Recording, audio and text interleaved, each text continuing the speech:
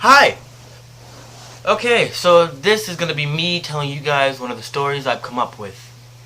And this one is not really named, I just know what it is. So there are a couple main characters I'm going to tell you about. One of them's name is Rikún Light, he's the main character. Another's name is Monte. I don't remember his last name, but I wrote it down somewhere. I will find it. I will upload the original screenplay I wrote for this to some point to you guys so that you can see it because I love you. And then there's a bunch of extra characters that I'll make up names for as we go along. So, Monte and Rikún, I'm sorry, forgive me. Scene 1. Monte and Rikún are at a rave, and they're not together. They're kind of, there's 1,000 people, they're kind of here and here. If there's 1,000 people, it's like this, they're there.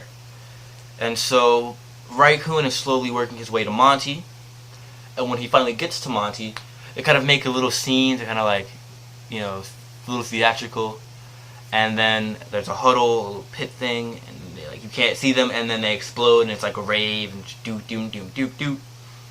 And so, they're having fun. They're being, 22-year-old guys who go to raves.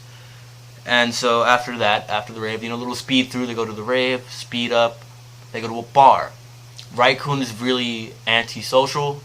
He's a genius. He's antisocial, which is kind of a stereotype at this point. And he has his beer. Monte has his beer, and they kind of do a little speed through the bar, so you can see the difference between like Monte's glass and Rikún's glass. It's like, and it's just Monte's getting a second glass, and it's just like so we can see that Rikún doesn't enjoy being intoxicated, or at least doesn't understand the point of getting intoxicated to that point. It's just kind of a social thing. You like to be in enjoyment, but Rikún likes to be in basically full control of his mind at all times. So we fast forward a little bit. They go to the bar, the whole thing, and then next scene is we're in their home. They live together, they're roommates, so we're in their home. And you can see that Monte has, a girl in his bedroom. And Rikún is awake at his computer, and he has a terminal open. If you don't know what that is, a terminal is kind of like a command line. It's kind of like the backbone of a computer. Like if you see a movie and there's a computer screen and it's just a guy typing out, it would look like random symbols sometimes. It's usually like a black screen with the green dot dash thing that goes like doot, the blinking dash. He has that open, and he's typing away at it. He checks the syntax, which means he checks to make sure the computer will read it correctly, and then he presses enter. Then he gets up, goes into the kitchen, makes smoothies, kind of prepare them for work and stuff like that. They make smoothies, and then he pours himself one. He pours 3 glasses out because there are 3 people in the home, even though only 2 of them live there. And he takes one, goes back into his room, begins to drink it, types another line of code out on his computer, presses enter, and then gets on the cycle he has in his corner of his room. And he begins to cycle, 2 hours later. Note, this whole time he has this pair of headphones on, this pair of headphones on that kind of resembles these, but bigger, on like this the whole time, to where he's listening to like really heavy, 4 pounders, kind of hardstyle rave music. And that's because his life is on a continuous time cycle, so where he always has something going do, like just keeping time for his entire life. And so, a little bit of a time forward thing, and then it skips 2 hours ahead to where he's finished with his workout, and Monte wakes up. It's 10 o'clock now, so Monte wakes up, and the girl wakes up, and so they go and they drink the other smoothies. In that section, there's a little bit of dialogue where the girl goes, "He made smoothies," and Monte goes, "Yes," and hands her one. Kind of a little bit baffled by this, this man who I don't know, made me breakfast even though he did not know I was going to be here. And so it kind of shows that Rikún always prepares for the antics that Monte goes through on a daily life. Like, he's been through this enough to where he knows that Monte's probably going to have a girl over. So when they go shopping for food and stuff like that, he tallies on extra stuff for them to get. Next we go to their job. Rikún and Monte are bike messengers. It's one of the main staples of this whole career thing. Rikún makes a considerable amount of money due to he's a programmer for computers, so he makes money that way, and he is a bike messenger, so he makes money that way. While Monte is just a bike messenger and then a party person, so he kind of like gets money for partying, kind of. He's like one of those enthusiastic people who gets paid that way. And so that's what he does. He kind of does that. So Rikún makes a considerable amount more money than Monte. And over time, we begin to realize that the apartment that they live in is being paid for mostly by Rikún because of that.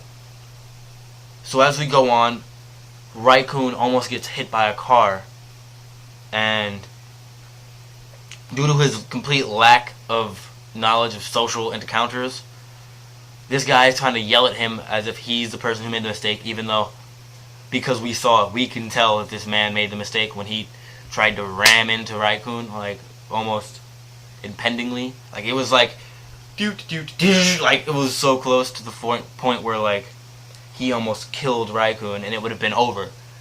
And that kind of shows that Rikún has no idea of how to deal with people. So he calls Monte up and tells him, to explain it to him at some point. He asks him to take the last delivery he has, and so Rikún begins to go home.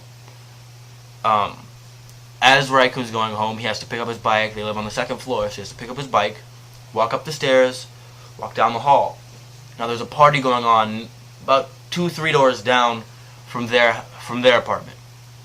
So there are people who are outside smoking. There's a girl who's outside smoking that Rikún notices. She notices him.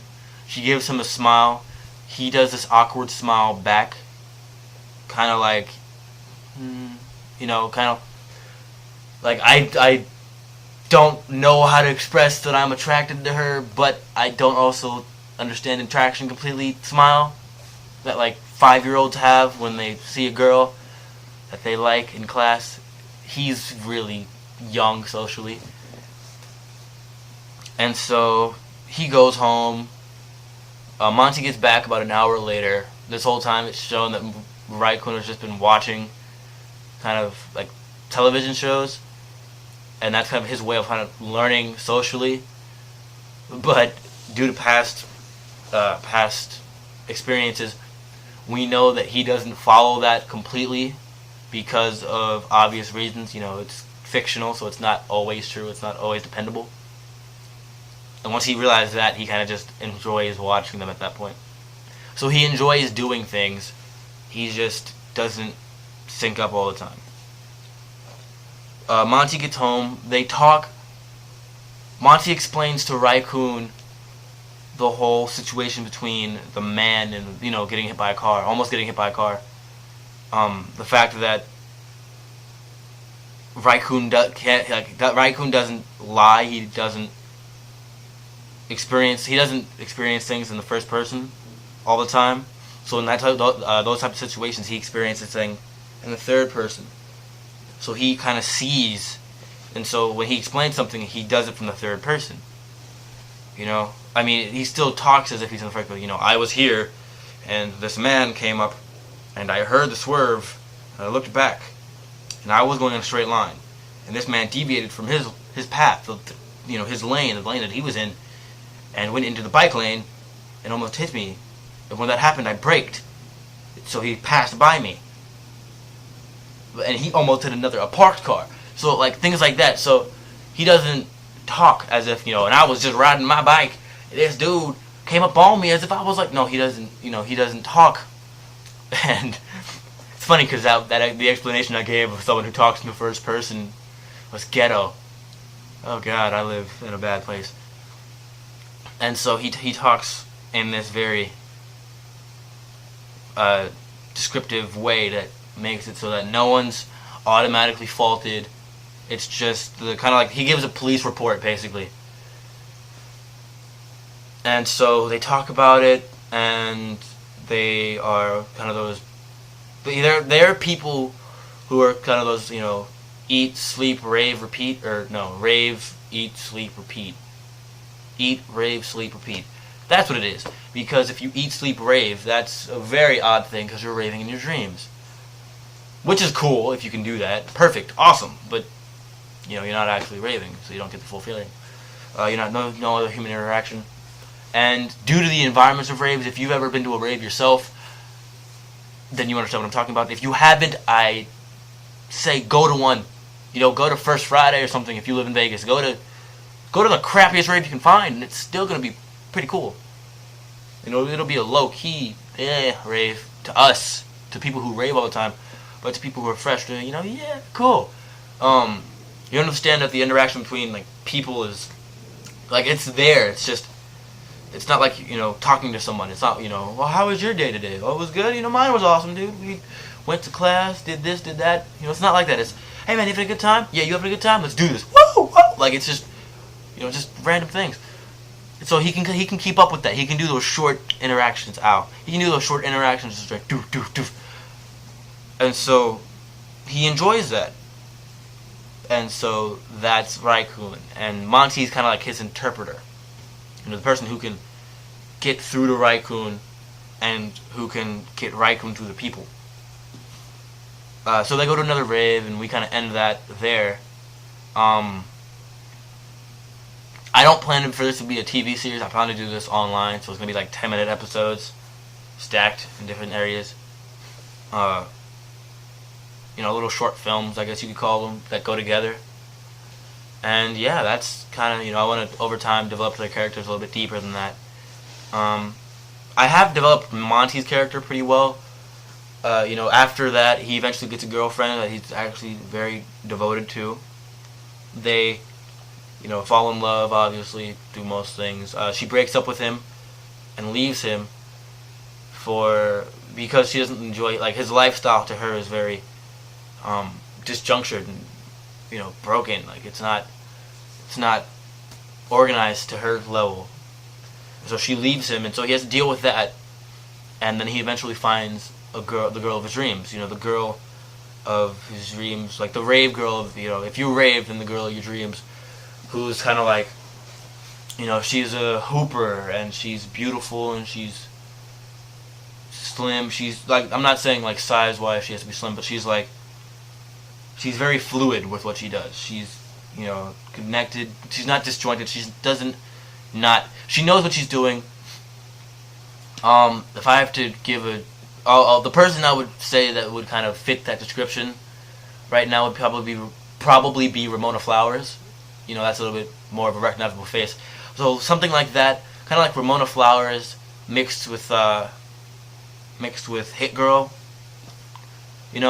Hit Girl's personality, not like Hit Girl like slash. No, like Hit Girl isn't like, she's very straightforward with what she says, Hit Girl. But kind of like Ramona Flowers in the sense where she changes her, Ramona Flowers, like, she changes her hair every week. She's not fickle. She does things when she wants to do them. And Hit Girl says what she wants, says what needs to be said constantly. She does not hold back. So kind of those two things put together, kind of, raver's dreams, and, just things like that.